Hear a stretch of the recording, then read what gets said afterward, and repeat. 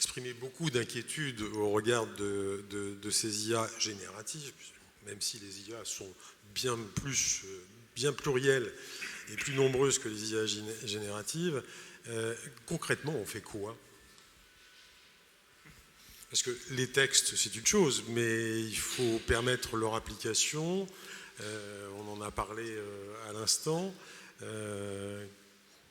Comment on met tout ça en œuvre?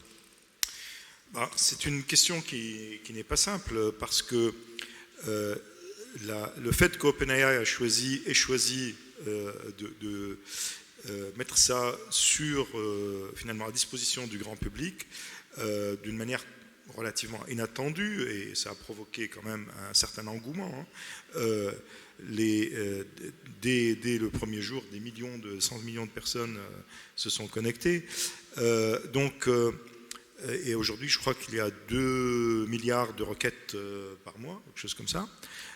Donc, il y a besoin effectivement de faire quelque chose. Alors, faire quelque chose, ça signifie, d'une part, avoir une approche responsable et une approche qui tiennent compte des limitations de ces systèmes. C'est pour ça qu'il faut insister aussi. Ce n'est pas pour en dire du bien ou du mal, mais c'est pour dire qu'il y a des problèmes, des limitations. Et donc, il faut avoir une approche du point de vue de l'utilisateur qui est prudente. D'accord ? Donc, vous avez en gros un couteau. Il faut l'utiliser là, à bon escient, du côté où il coupe, et faire attention à bien le tenir par le manche. Cette chose, elle est chez nous.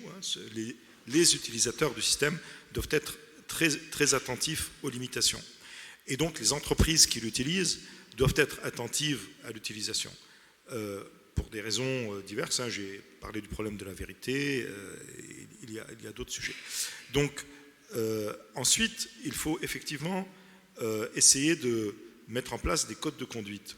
Et il faut mettre en place une gouvernance.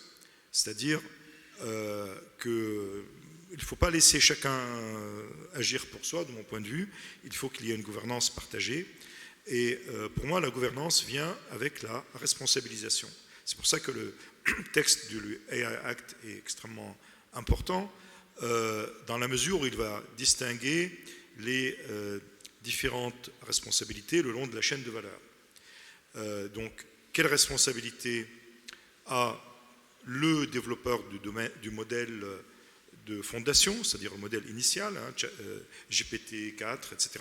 Quelle responsabilité a celui qui prend ce modèle pour faire une application particulière après un apprentissage sur des données spécifiques? Quelle responsabilité a celui qui déploie le système? Tout ça, c'est décrit dans les divers brouillons du AI Act. Il faudrait arriver à quelque chose qui montre bien qu'il y a une convergence et une distinction, et qui est responsable de quoi.